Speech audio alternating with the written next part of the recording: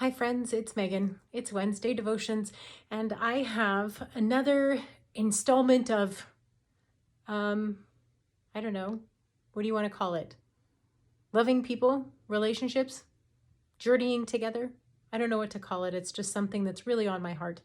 And it's something that I think right now is absolutely necessary in all of the changing and who has and who doesn't have and all of that. I want to talk to you today, this week, about encouragement.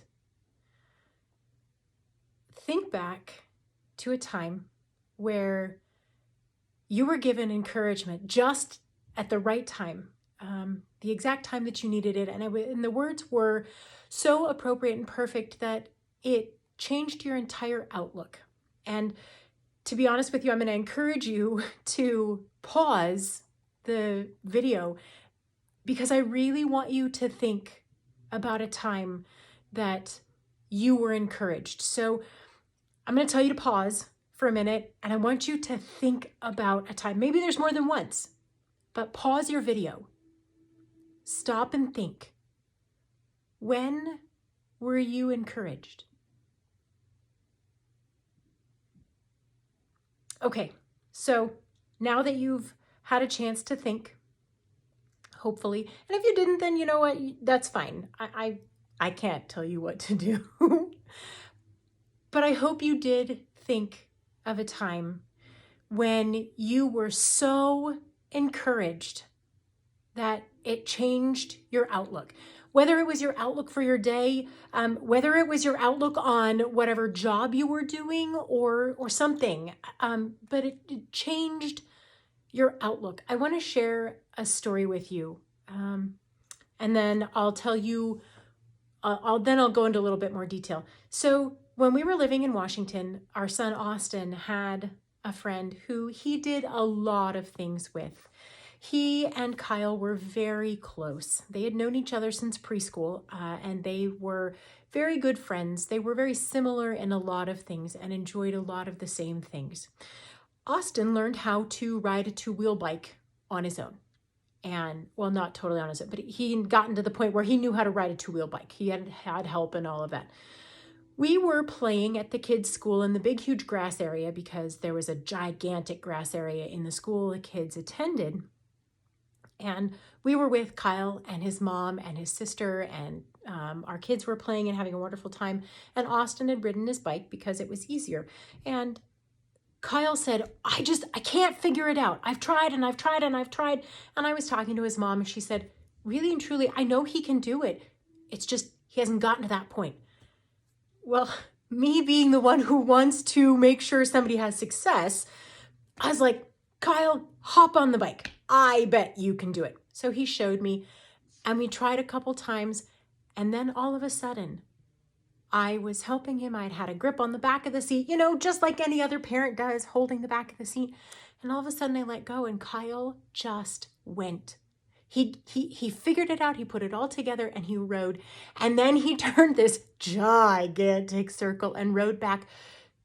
Friends, the look on his face, the look on that little second grade boy's face, he's not little anymore, mind you. He's the same age as Austin, so he's getting taller and getting a little bit older. The look on his face was absolutely priceless. He had the biggest smile on his face and my heart exploded to see the joy on his face. And you should have seen his mom's face. Oh, she was ecstatic.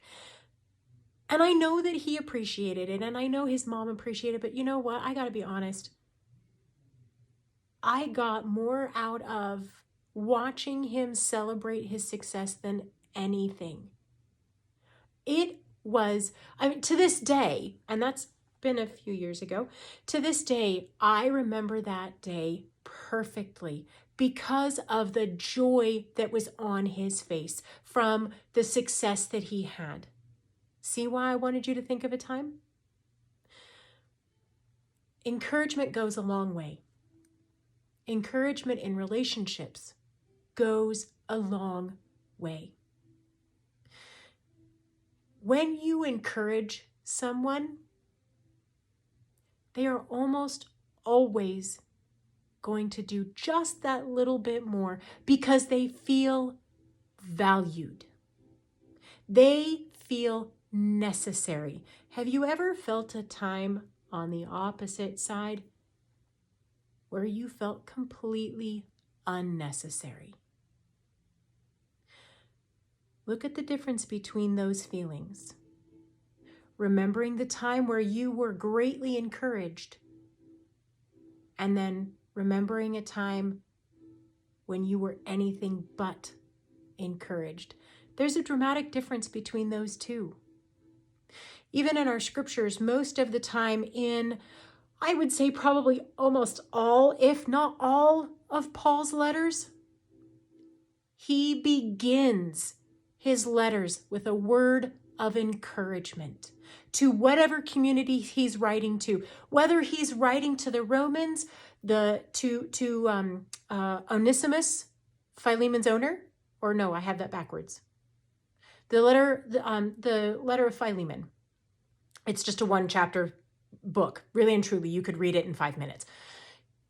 Even that letter, the letter to the Colossians, the letter to the Ephesians, the letter to the Corinthians, every letter Paul writes in our Bible, he begins with encouragement. That goes a long way, friends. That goes a very, very long way. When you are made to feel like you matter, like you have a place, then you feel like you have ownership. You feel like you can contribute, and what you have to contribute is valued. What you have to offer is necessary. There's a difference. And I think you probably know that. In fact, I would guess you do. Because you can name times where you were greatly encouraged and felt like you mattered, and then times where you felt like you didn't. When you feel encouraged, when you feel like you matter, it makes a difference. We've all seen the phrase, if you can be anything in this world, be kind. That cannot be overstated. That cannot be overlooked. And there will never be a time when being kind is wrong. Let me say that again. There will never be a time when being kind is wrong. There are times when it's hard to be encouraging. I understand. Any of you who have had to help parent children or encourage children or care for children, or anyone for that matter, if you have a spouse or a friend or anyone, a coworker, there are times where it's hard to be encouraging. But think about the difference in encouraging and not encouraging. That time where you felt greatly encouraged, the time that I saw that look on Kyle's face, it makes a difference. And I can probably guess that along with the times where you felt encouraged, you thought of times where you didn't. Which one would you rather have? How would you rather feel? Like you mattered or not? I know for sure which one I would rather have. And to be honest, you know what? I'm not always great at encouraging. I understand that. Sometimes I don't have enough within myself to encourage others. And it's at those times that I need to remember to probably just keep my mouth shut.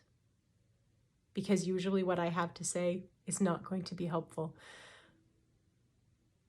But there are times where encouraging others is the only choice I have. Choose to be kind. Choose to be encouraging. And while you're at it, when you choose to be encouraging, maybe if you can, try to remember to pray for the person who didn't encourage you, because maybe they were going through some challenging times that day too. Yes, it's hard. It's not the easiest thing. It's hard for me. But I would encourage you because it might change your mind. It might even change your heart. And we all know that's probably not a bad thing. Dear friends, remember, you matter. You matter to me. You matter to those who love you. And most importantly, you matter to God. You are a beloved child of God. Go find somebody to encourage. I guarantee it'll probably change their day and yours. Have a good week.